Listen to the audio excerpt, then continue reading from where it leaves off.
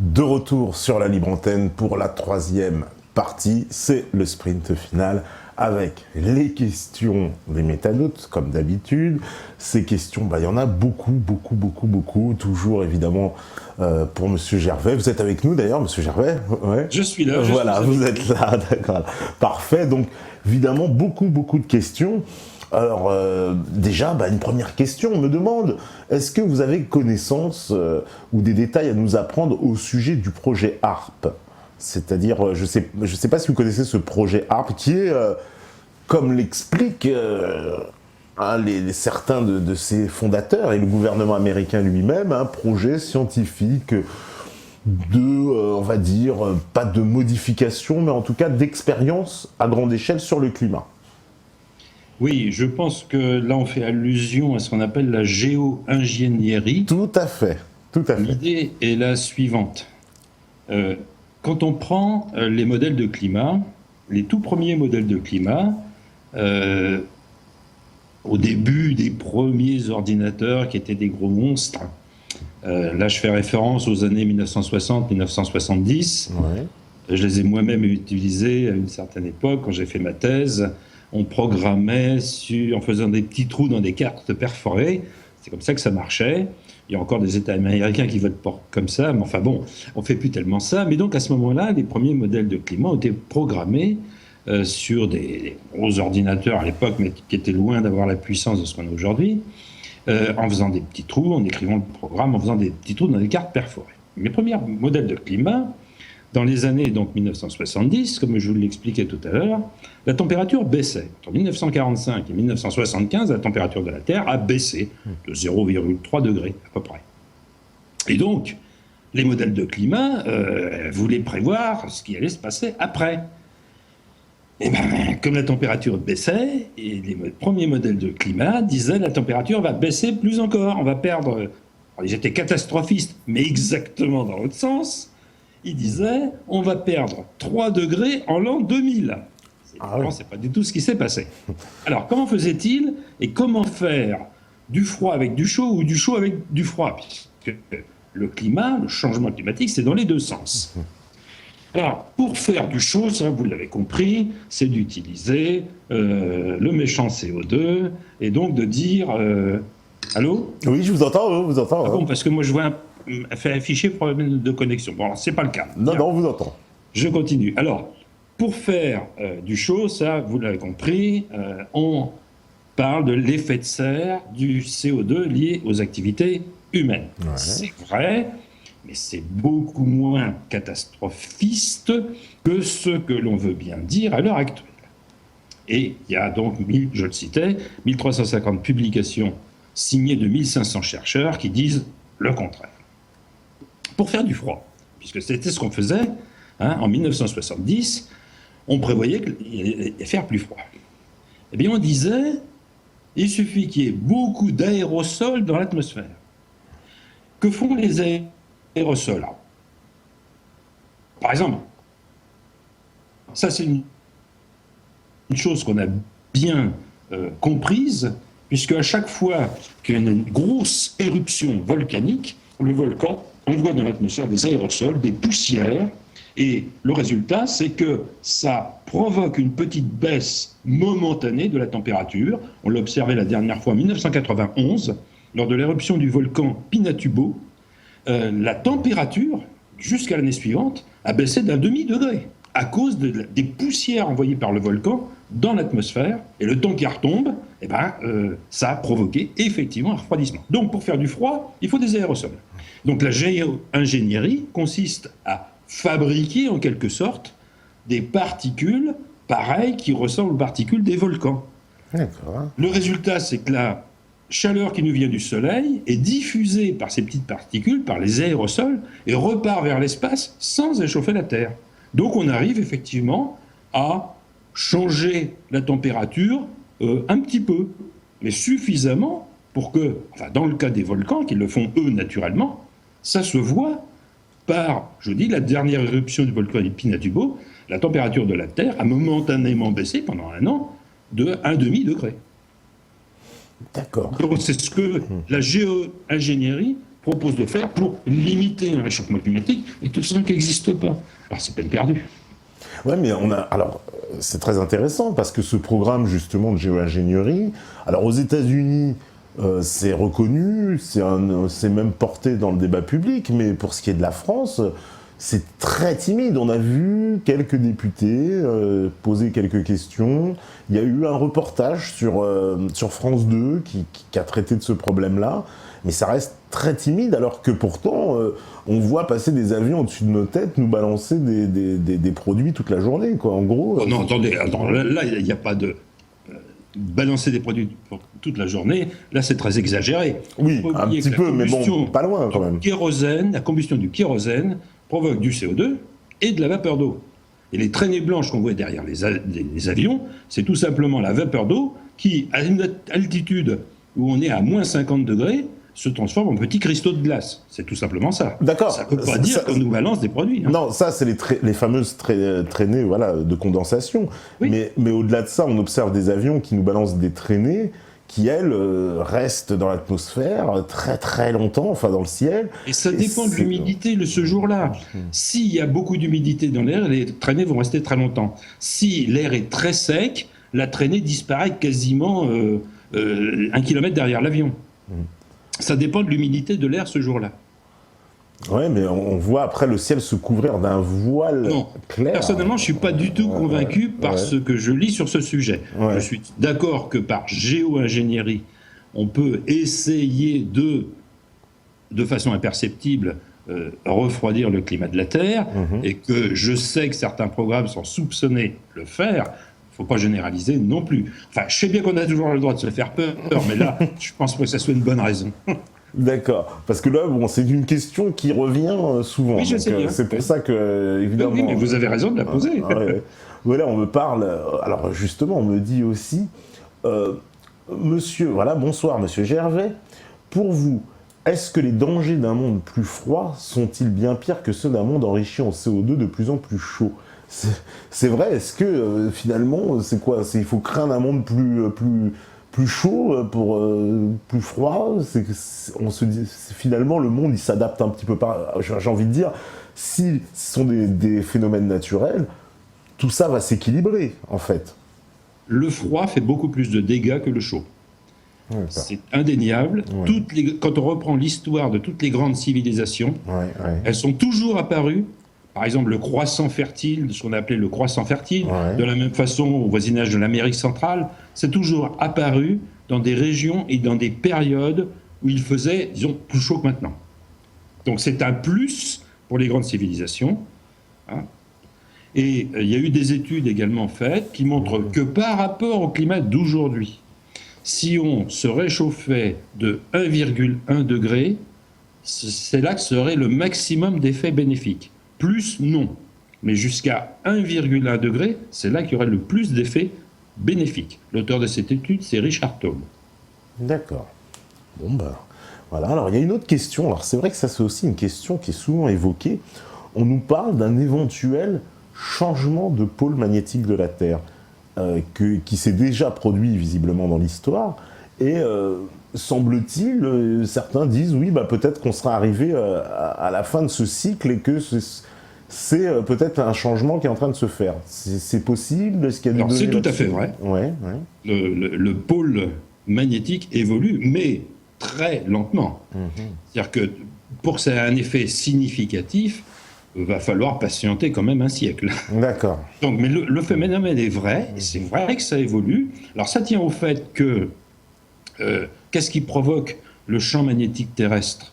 C'est le fait que sous la Terre circule ce qu'on appelle le magma, et dans ce magma, il y a des atomes qui sont magnétiques comme le fer, et comme ça circule un petit peu comme les courants dans les océans, ça peut faire changer effectivement la position du pôle magnétique de la Terre. Et de fait, il change. On est absolument incapable de prévoir exactement quand et de combien ça va changer. On se contente d'observer. On observe qu'effectivement ça change, très lentement. Donc on en reparlera dans un siècle. D'accord. Alors, Il y a une autre question aussi, là, qu'on me dit, que je trouve intéressante. On me dit, comment les climatologues peuvent-ils faire des prévisions climatiques alors qu'il n'est pas possible d'inclure dans ces modèles climatiques l'activité volcanique, les variations du rayonnement cosmique, l'activité solaire, etc. Alors, il y a des choses qu'on peut inclure. L'activité volcanique, effectivement, c'est exclu, ils le reconnaissent, c'est marqué dans le rapport du GIEC que leurs prévisions, les modèles, bien évidemment, c'est sous réserve qu'il n'y ait pas d'éruption volcanique majeure. Ils savent pas pertinemment que ça fausserait complètement leurs résultats. Alors, pour le reste, il commence à y avoir, pour les rayons cosmiques, enfin, du moins les rayons cosmiques qui nous viennent du Soleil, ou plus exactement, les rayons cosmiques qui sont plus ou moins déviés par l'activité magnétique du Soleil, c'est-à-dire les taches solaires, ce qu'on appelle les taches solaires. Donc ça joue, effectivement. Alors, on n'est pas encore très prédictible, mais il y a une étude qui vient d'être publiée dans Nature, d'un groupe d'auteurs, dont Madame Zarkova, qui est très intéressante. Enfin, qui personnellement m'a vivement intéressé. Qu'est-ce qu'elle dit? Vous savez que le son, s'il y a deux fréquences de son très proches l'une de l'autre, on entend un battement entre deux sons. L'amplitude du son monte, sur un temps beaucoup plus long que la période du son, bien sûr, et puis redescend, et puis remonte et redescend. Eh bien, Madame Zarkova pense que, et d'autres, enfin ils sont plusieurs à signer cet article, pense qu'il y aurait un battement entre deux vagues magnétiques dans le Soleil, qui explique que, on en parlait tout à l'heure, sous le règne de Louis XIV, il y a eu un minimum de monde d'heure, il n'y avait plus de taches solaires du tout, donc il faisait plus froid. Puis ça s'est mis à remonter, il y a eu un minimum intermédiaire, ça s'est mis à monter, il y a eu un paroxysme d'intensité pendant la deuxième moitié du XXe siècle, et là c'est en train de redescendre. Si elle a raison, ça veut dire qu'on pourrait avoir un minimum dans la décennie 2030, et donc il fera plus froid. D'accord. C'est une réalité aussi, le fameux petit âge glaciaire du XVIIe siècle, il me semble. Ah oui, tout à fait. C'est ce que j'appelais le minimum de Maunder. D'accord. Ce qui a provoqué un petit âge glaciaire, effectivement. D'accord. Alors, on me demande aussi, voilà, une question. Quel est votre avis concernant la bombe à retardement de la fonte dangereuse du permafrost? Est-ce que c'est un fait réel ou mensonger concernant le CO2? Ça aussi, encore une des menaces. Non, c'est pas le CO2 en l'occurrence, c'est le méthane. Ah, c'est le méthane. Ah bah voilà. Bon bah, il pensait que c'était le CO2, donc c'est le méthane. D'accord. Le permafrost, effectivement, c'est surtout du méthane qui est gelé, donc coincé. Alors oui, effectivement, s'il y avait un réchauffement catastrophique, là, effectivement, il pourrait y avoir ces dégagements de méthane du permafrost. C'est une possibilité. Mais s'il y avait un réchauffement catastrophique, le dernier rapport du GIEC sur ce plan-là dit qu'il n'y a pas d'inquiétude particulière à avoir. Et c'est pas moi qui le dis, c'est le rapport du GIEC. Bon bah tout va bien, ce qui fait un peu parole d'évangile, si j'ose dire, un peu en la matière, c'est ça.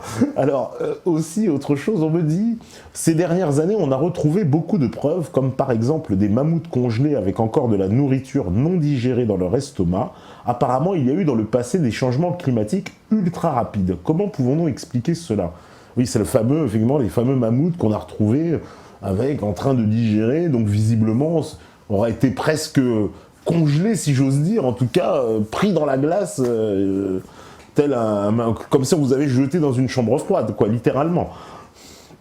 Alors malheureusement, je suis incapable de répondre à cette question. Il faudrait que vous invitiez un paléoclimatologue. Un paléoclimatologue, ouais. Ah oui, mais ce qui n'est pas du tout ma spécialité. Moi, je ne me suis intéressé que vraiment aux 2 derniers siècles, un petit peu plus loin, puisque je suis remonté jusqu'au règne de Louis XIV, mais c'est tout. Je n'ai pas travaillé sur la paléoclimatologie, donc malheureusement, je suis incapable de répondre à votre question. Il faut interviewer quelqu'un qui connaît.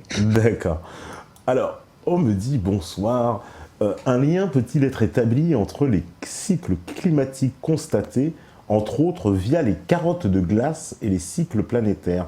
Parce qu'effectivement, il y a chaque année des gens qui vont extraire des carottes de glace et on peut ainsi étudier quand même les variations climatiques. Ça nous indique quoi, les résultats de ça? Alors, les carottes de glace dans l'Antarctique en particulier sont les plus célèbres. On remonte quand même, assez loin, avec des hypothèses, attention, il ne faut pas oublier que quand on interprète les carottes de glace, c'est une interprétation de mesure, et c'est un peu compliqué parce que ce qui est piégé dans les carottes, à savoir du CO2, de l'oxygène, etc., toutes les choses qui sont piégées dedans, peuvent diffuser dans la carotte et fausser un petit peu l'interprétation qu'on va faire des résultats. Bon, enfin, globalement, les carottes nous disent, il y a eu effectivement, alors pour des raisons diverses et variées, effectivement, il y a des cycles planétaires qui tiennent, par exemple, compte d'un cycle qui est lié à l'inclinaison de la Terre sur son orbite. Effectivement, automatiquement, ça va avoir une conséquence sur le climat à long terme, pas sur 10 ans, ni sur 100 ans, sur beaucoup plus que ça. Bon. Mais ces cycles existent, et effectivement, ça a eu des conséquences. Une conséquence importante des études publiées sur les carottes des glaces, que Al Gore n'a pas du tout compris, il a pensé exactement l'inverse. Il n'avait pas compris comment ça marchait. Qu'est-ce que ça nous dit, les carottes de glace? À chaque fois qu'il y a eu des variations de température de quelques degrés, effectivement, sur des très longues périodes, à chaque fois qu'il y a eu des variations de température, ça a été suivi par des variations du méthane et du dioxyde de carbone. Suivi, pas précédé. Lui, il a compris l'inverse. D'accord. Donc c'est les variations de température qui sont qui sont la cause, et la conséquence, ce sont effectivement, s'il fait plus chaud, on parlait du permafrost tout à l'heure, c'est vrai, à ce moment-là, il peut y avoir du méthane qui est dissipé dans l'air, il peut y avoir du CO2. Il faut savoir qu'il y a 60 fois plus de CO2 dans les océans que dans l'air. 60 fois plus. Donc si l'eau est plus chaude, s'il y a un réchauffement naturel qui peut être lié à des phénomènes planétaires, effectivement, si l'eau est plus chaude, elle va relâcher du CO2. Ça suit le phénomène de température. Variation de température. Oui, donc après on peut donner l'interprétation qu'on en veut, quoi. Oui. Alors, il y a une question aussi, alors cette question qui a recueilli en plus beaucoup de votes, on me dit, est-ce que certaines puissances peuvent influer sur le climat, ou bien est-ce que tout ça est du complotisme?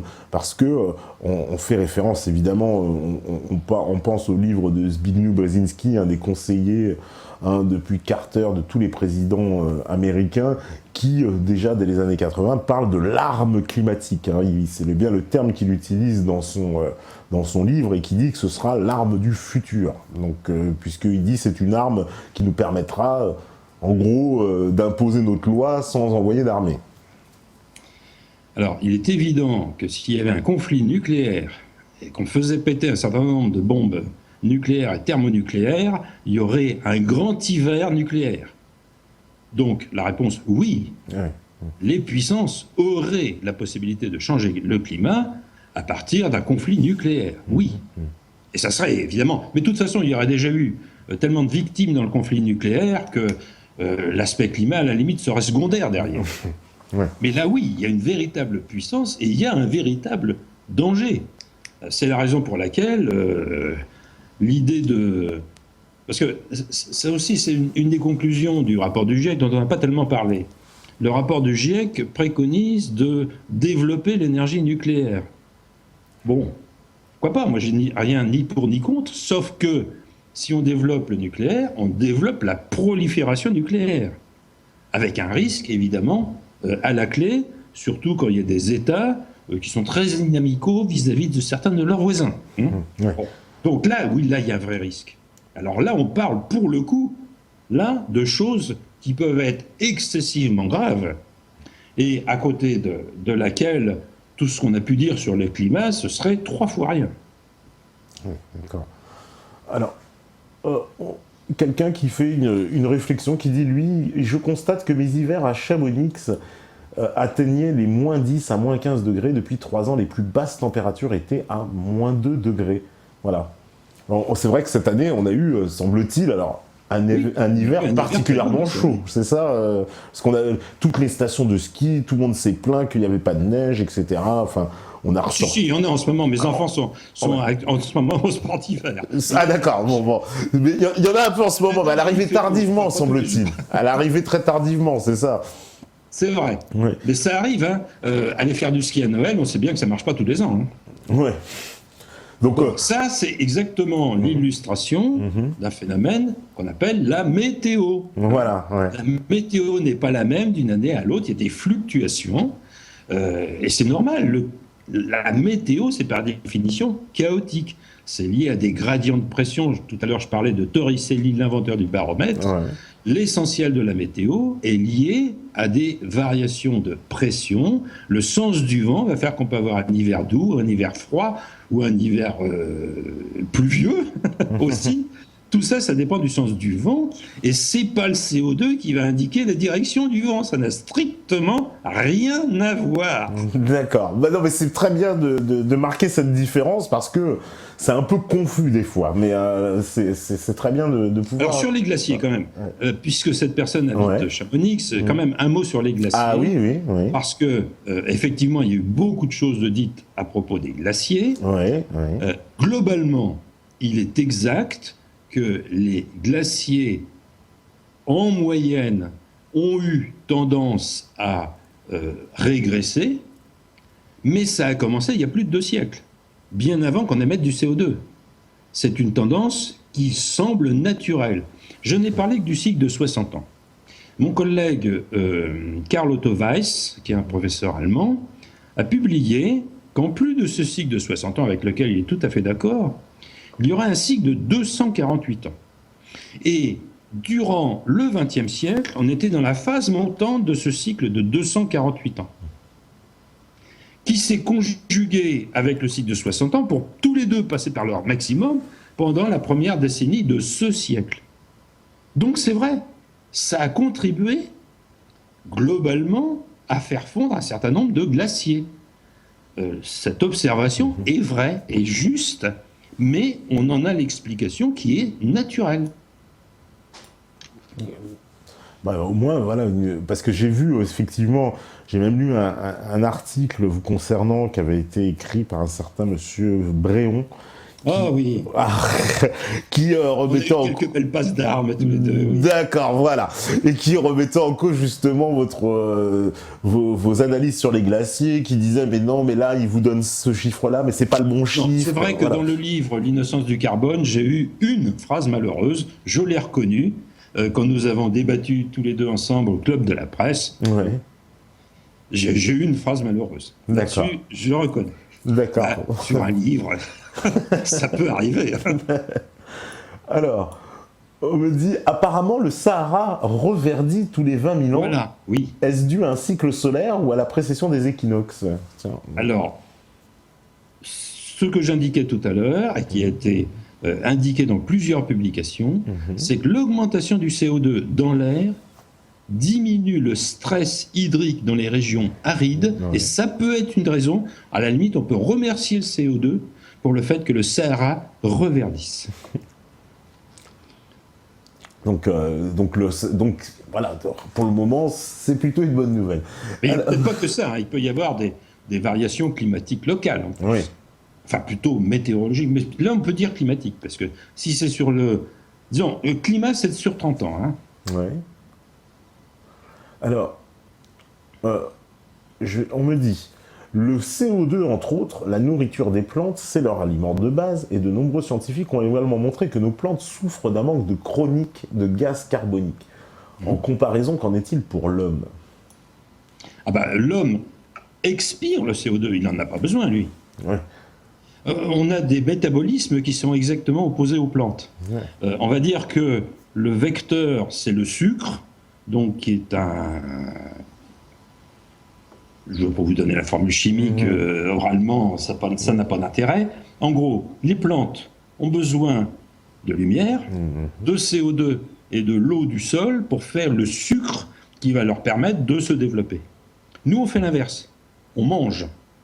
Dans notre nourriture, pour la partie énergétique de notre organisme, c'est le sucre qu'on va décomposer lorsque nous expirons.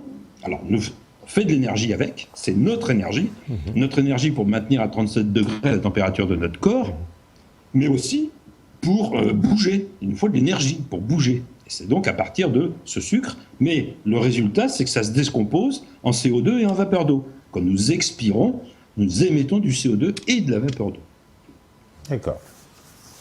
Alors, on me dit, est-ce que vous pouvez nous parler de l'agenda 21 ? Alors, je ne sais pas ce que c'est. Hein. Moi, c'est la question qui est posée. L'agenda 21, est-ce que vous pouvez nous en parler ? Bon, j'imagine que ce 21, ça se rapporte au 21e ça doit se siècle. rapporter à la COP. Moi aussi, je fais un peu le rapport quand même, j'imagine. Mais c'est quoi ? C'est qu'il y a un agenda, j'ai pas d'informations là-dessus. D'accord.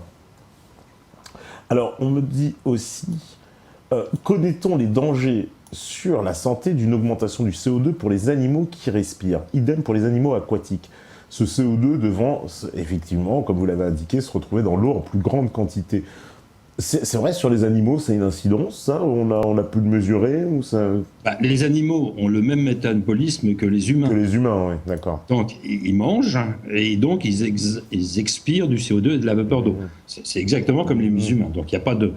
Alors, c'est une chose qui a été découverte récemment et ça a été une grosse surprise. C'est que l'augmentation du CO2 dans l'air, je rappelle, on est passé en un siècle de 0,03% à 0,04%. Dans l'Atlantique Nord, il y a des mesures qui ont été faites, ça a augmenté le plancton. Autrement dit, c'est un bénéfice pour toute la chaîne marine, parce que le plancton, c'est la nourriture des poissons. Donc quand on parle des animaux, si on fait référence en particulier aux poissons, le CO2, l'augmentation du CO2 dans l'air, a été un bénéfice pour la chaîne marine aussi. Bon, cela dit, à partir du moment où le CO2 augmente la croissance des plantes, il est évident que tous les animaux qui mangent des plantes, que ce soit des herbivores ou autres, en bénéficient aussi. D'accord. Alors on peut préciser aussi quand même qu'il ne faut pas qu'il y ait trop de CO2. En général, on le vérifie dans la marine, dans les sous-marins. Comme les gens respirent si on reste en plongée très longtemps, à force, le taux de CO2 s'accumule dans le sous-marin. Et on fixe la limite à 10 000 parties par million. C'est-à-dire 40 fois plus, 25 fois plus que le taux de CO2 dans l'air aujourd'hui. 25 fois plus. Donc on a de la marge. Ah oui, et ça veut dire qu'à ce taux-là, donc de 10 000, un équipage, il vit normalement, quoi. C'est-à-dire, voilà. Bon, il ne faut pas dépasser, parce qu'après... Après, ça peut devenir dangereux quand même. Dangereux, mais bon, il faut faire attention. On fait en sorte qu'on ne dépasse pas l'équivalent de 25 fois le taux de CO2 qu'il y a dans l'air aujourd'hui dans un sous-marin. Et en plus, dans un sous-marin, donc ce CO2, il vient directement des humains eux-mêmes, c'est ça ? Oui, bien sûr. Voilà. C'est sûr. Alors, on me dit... est-ce que vous connaissez déjà le documentaire Dôme ? Le documentaire chinois, voilà. Non, j'ai pas vu ça. Non, d'accord, voilà, parce qu'on me demandait ce qui était dit dedans était véritable ou pas. Alors, on me dit, pouvez-vous confirmer ou infirmer ceci ? Les huiles de bronzage se dispersent dans les mers et océans, créant une fine couche flottante, empêchant une partie des UV d'alimenter le plancton, ce qui réduirait par conséquent la photosynthèse et la production d'oxygène pour la flore aquatique. Ça me paraît plausible, mais ce que je viens de vous dire, c'est qu'au contraire, le plancton a augmenté grâce à l'augmentation de CO2. Avec l'augmentation de CO2. Ça n'a rien à voir avec le bronzage, en l'occurrence, mais oui. Alors, cela dit, les océans, c'est grand. Si on prend la quantité alors, localement peut-être, mais sur l'ensemble des océans, ça me paraît... mais alors, cela dit, c'est vrai que toutes les huîtres forment une pellicule monomoléculaire. Ça, c'est tout à fait exact. Ça se voit quand il y a une flaque d'eau et un gros 4x4 qui est passé à cet endroit-là, s'il a laissé tomber un peu d'huile, on voit très bien des irisations sur la flaque d'eau et qui sont liées à cette pellicule d'huile. Donc ça, c'est vrai, le phénomène est physiquement tout à fait vrai. Cela dit, j'ai peine à croire que ça aurait une telle influence, vu la superficie des océans, qui représente quand même 71% de la superficie de la planète. Alors, on me dit aussi, Pourquoi la majorité des scientifiques sérieux qui ont travaillé sur les cycles solaires et leur influence probable sur le réchauffement climatique ne sont-ils jamais relayés auprès du grand public? C'est-à-dire que c'est vrai qu'on a...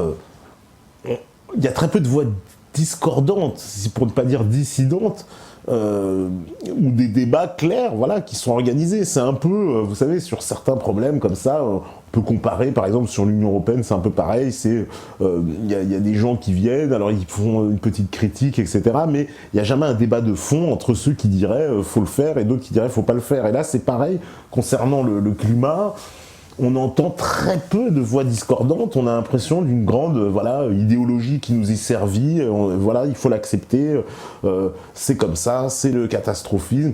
Votre discours, il est très très peu relayé dans les grands médias. J'en suis bien conscient. Ouais. On ne peut que souhaiter qu'il y ait des débats avec les différents points de vue, des débats ouverts, honnêtes. C'est très souhaitable, ça ne se fait pas aujourd'hui, et c'est extrêmement dommage, mais après tout, sous la pression de l'ensemble des citoyens, on peut exiger d'avoir de tels débats ouverts. D'accord. Est-ce que vous avez déjà aussi vu ou entendu, j'imagine peut-être sur Internet, ces vidéos qui circulent de la banquise avec des morceaux de glace qui très énormes, j'ai envie de dire, enfin des morceaux de glace très conséquents qui se détachent et véritablement en angle droit, quoi. Ça a été que c'est coupé comme au laser. Alors beaucoup parlent justement d'armes particulières, peut-être d'applications militaires secrètes. Est-ce que il faut pas y voir non justement la main de l'homme, et au contraire un phénomène naturel, mais on voit clairement des énormes morceaux de banquise qui se détachent, mais coupés en angle droit, quoi. Hein. Alors, ce qu'on peut constater, c'est que lorsque le Titanic a été frappé par un iceberg, enfin plus exactement, est entré en collision avec un iceberg, c'était au moment où effectivement, sur les 130 dernières années, c'était le plus froid. On était dans un minimum du cycle de 60 ans, et c'est le plus froid de toute cette période-là. Ça correspond au moment où effectivement les icebergs descendaient un peu plus. Un peu plus, ouais. Quelle forme ils avaient personnellement, j'en ai jamais vu. Je ne saurais vous dire. Alors. Puis méfions-nous aussi des images des fois. C'est tellement facile de truander des images, surtout d'icebergs. Oui, d'icebergs. Une question sur les icebergs aussi, ça c'est quelque chose qu'on a beaucoup vu, j'imagine il y en a d'autres qui l'ont vu.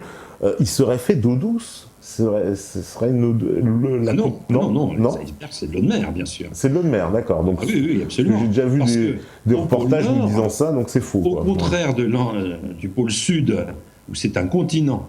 L'Arctique est un continent. L'Arctique est c'est la partie la plus froide du monde. On a mesuré, récemment d'ailleurs, une température de record de moins 93 degrés. Oula. Donc, oui, c'est pas chaud. Hein. Ouais. Donc, il est évident que la glace ne peut pas fondre, mais malgré tout, les glaciers antarctiques finissent par tomber dans les océans sous leur propre poids. C'est pas la fonte, puisque les températures sont bien trop froides pour que la glace fonde à ces températures-là. Non, ça n'a rien à voir. C'est ce qu'on appelle un phénomène où les glaciers, sous l'effet de leur poids, finissent par avancer, même s'ils ne fondent pas. Bon. Donc ça, c'est dans l'Antarctique. C'est un continent. Mais bien évidemment, tous les hivers... Bon, en ce moment, c'est l'été dans l'Antarctique. Mais il y a encore un peu de banquise autour du continent antarctique. Actuellement, vient de passer le minimum de superficie de banquise antarctique. Et puis là, elle commence à remonter. Elle va... Mais pendant l'hiver dernier, autrement dit au mois de juillet ici, pendant l'hiver dernier, la banquise antarctique entre une péninsule qui se trouve d'un côté de l'Antarctique et la Terre de Feu, là il y a une distance de quelques centaines de kilomètres. Eh bien, l'hiver dernier antarctique, donc j'ai une image du 26 juillet dernier, la banquise antarctique avait fait la moitié du chemin vers la Terre de Feu. Et ça, on ne l'avait jamais vu. D'accord. Par rapport à la moyenne de superficie de la banquise à cet endroit-là, elle avait fait la moitié du chemin vers la Terre de Feu. C'est pour vous dire. Ah oui, quand même, ouais. Ouais. Mais en Arctique, la question ne se pose pas. Toute la glace, les icebergs, c'est de l'eau de mer qui gèle.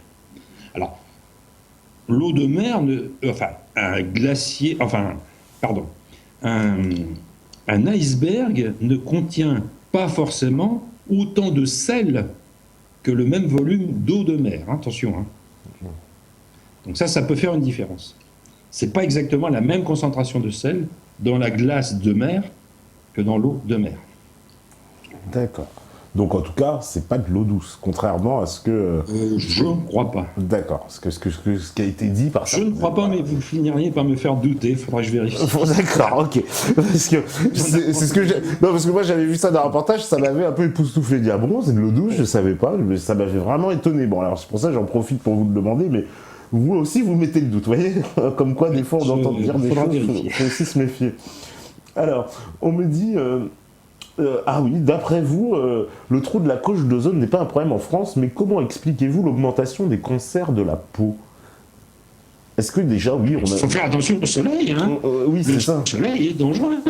Il ne faut pas s'exposer. Ça, c'est un peu une mode qui fait que on s'expose probablement beaucoup trop au soleil. Ouais. Donc, Il faut faire attention au soleil. Quand j'étais enfant, je me rappelle, on me disait pas plus de 10 minutes au soleil, pas plus de 10 minutes. Ouais, donc c'est le soleil, c'est un faux ami. Il y en a qui restent toute la journée. C'est dangereux. Il ne faut pas trop s'exposer au soleil. Alors, surtout pour les plus jeunes enfants, bien sûr. En plus, oui.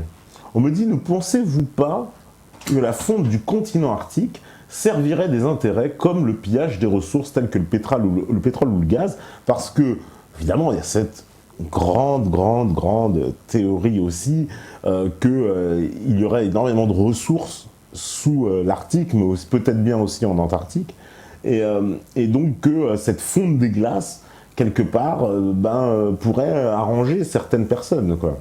Elles vont être déçues, hein, ces personnes. Je crains, car s'ils se confirment que ça s'inverse, que le changement climatique va vers un léger refroidissement pour plusieurs raisons qui se combinent, à savoir la phase descendante du cycle de 60 ans, la phase descendante du cycle de 248 ans dont je parlais tout à l'heure, et le fait que les taches solaires pourraient devenir moins présentes à cause de ce phénomène de battement, si Mme Sarkova a raison, il y a 3 raisons qui vont faire que ça pourrait baisser. Et alors ceux qui attendaient la fonte de l'Arctique vont être vraiment déçus. Hein. D'accord. Alors on me dit aussi, Monsieur Gervais, pouvez-vous nous expliquer en quelques mots le principe des méthodes scientifiques selon lesquelles les modèles de climat font autorité, sont validés, sont évalués? C'est vrai, comment ça se... C'est qui évalue ça? D'ailleurs, ça se fait quoi, de façon internationale, ou alors c'est en collaboration, on va dire, avec plein de scientifiques de plein de pays, ou c'est plutôt chaque pays qui définit ses règles? Alors, les laboratoires qui sont spécialisés dans la modélisation du climat, il y en a en France, hein, oui. Mais il y en a aussi dans d'autres pays, aux États-Unis en particulier. Il y a 300 paramètres ajustables dans un modèle du climat. Donc, qu'est-ce qu'on fait? Alors, en règle générale, on s'assure que le modèle de climat correspond bien aux observations qu'on a faites depuis 130 ans. Si le modèle de climat n'est même pas capable de retrouver le climat passé, on peut le mettre à la poubelle. Hein. Et puis, alors justement, c'est ça le test. Hein. Le test de la validation d'un modèle de climat, c'est de dire, alors, est-ce qu'on retrouve déjà tout le climat passé et présent? Et donc, si vous allez voir la figure, alors de mémoire, c'est je crois TS14A du rapport du GIEC, où on compare, le GIEC lui-même compare donc ce que disent les modèles de climat en moyenne. Hein, il donne la moyenne des modèles de climat, mais il y a une dispersion considérable, ils ne sont pas du tout d'accord entre eux. Hein. D'accord. Alors bon, donc on prend la moyenne. Et puis les températures observées. Alors effectivement, il y a une zone dans la dernière montée du cycle de 60 ans, là il y a une covariation qui marche.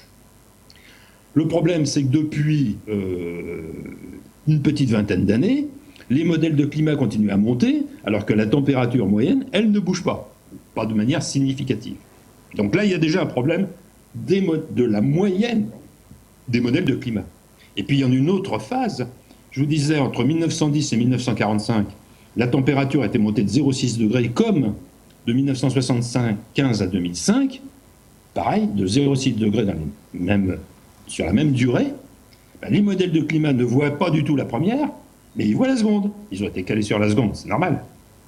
Mais ils ne voient pas la première. Donc les modèles de climat ne sont pas validés par les observations. En moyenne. En moyenne, oui. Oui, donc il y a bien un problème quand même de validation. Il y a un vrai problème, oui. On ne le dira jamais assez. Il y a un vrai problème des modèles de climat. Alors pas tous, parce que mais il y a d'autres modèles de climat, mais qui eux ne sont pas repris dans le rapport du GIEC. D'accord. Alors on me dit aussi, Margaret Thatcher a été dans les années 70 le premier chef d'État à avertir du réchauffement climatique pour des raisons de politique intérieure afin de développer l'électronucléaire. Pour vous, historiquement, le monde anglo-saxon a-t-il été à l'origine de cette gigantesque arnaque ? Il y a quelques chefs d'État, effectivement, comme Margaret Thatcher, qui avait... c'était une époque où il y avait des grèves dures de mineurs en Grande-Bretagne. Oui. Donc, évidemment, elle se souciait de l'approvisionnement énergétique de cette île. Et donc, effectivement, on soupçonne qu'elle voulait développer le nucléaire. Mais c'est jamais très simple, parce que l'opinion publique est toujours un peu réticente et on la comprend. Donc, effectivement, c'est l'époque où elle a créé le Hadley Center britannique pour travailler justement sur le CO2. Cela dit, les États-Unis ont eu aussi un rôle important avec ce qu'on a appelé le rapport Charney, qui a été publié en 1979, qui a été avec les tout premiers modèles de climat. Donc 79, c'est juste au moment où la courbe s'est inversée, le climat a arrêté de se refroidir et s'est mis à se réchauffer. Donc, avec les moyens de l'époque, ils ont fait une estimation qu'un doublement du taux de CO2 dans l'air pourrait provoquer un réchauffement entre 1,5 degré et 4,5 degrés. Ça, c'est dans le rapport Charney. Eh bien, dans le rapport du GIEC aujourd'hui, donc 35 ans plus tard, c'est toujours entre 1,5 degré et 4,5 degrés. Ça n'a pas beaucoup bougé. Alors, on me demande, la question qui va vous paraître bizarre, mais est-ce que vous avez déjà entendu parler de la théorie de la Terre creuse ? Pas du tout. Pas du tout. Bon, voilà. Comme ça, les choses sont réglées. Évidemment, c'est une théorie qui aurait une Terre creuse et non pas pleine. Bon, chose qui n'a pas encore, malheureusement, ça n'a pas été prouvé en aucun cas. Alors, la Terre creuse, ça n'a rien à voir avec le climat. Non, mais parce que semble-t-il, ça aurait un lien après avec l'électromagnétisme. Enfin bon. Ouais. On me dit, est-ce que vous avez connaissance des modifications effectuées par l'armée américaine dans la ionosphère à propos de la précession des équinoxes ? Non, là, c'est une question qui est quand même assez éloignée du climat, puisque ça se passe, le sommet de l'atmosphère, enfin, disons, ce qu'on appelle la tropopause se situe entre la troposphère. En gros, c'est l'altitude à laquelle volent les avions de ligne, vers 45 000 pieds, c'est à peu près ça. Donc, jusqu'à la tropopause, il fait de plus en plus froid quand on monte en altitude, et puis ça s'inverse. Après, dans la stratosphère, ça commence à se réchauffer un petit peu. Et après, encore plus haut, on a ce qu'on appelle la thermosphère, où là, effectivement, il n'y a plus un gaz au sens de molécules qui peuvent rentrer en collision avec les unes avec les autres. Donc effectivement, là, c'est un aspect assez particulier, mais que je connais assez mal. D'accord.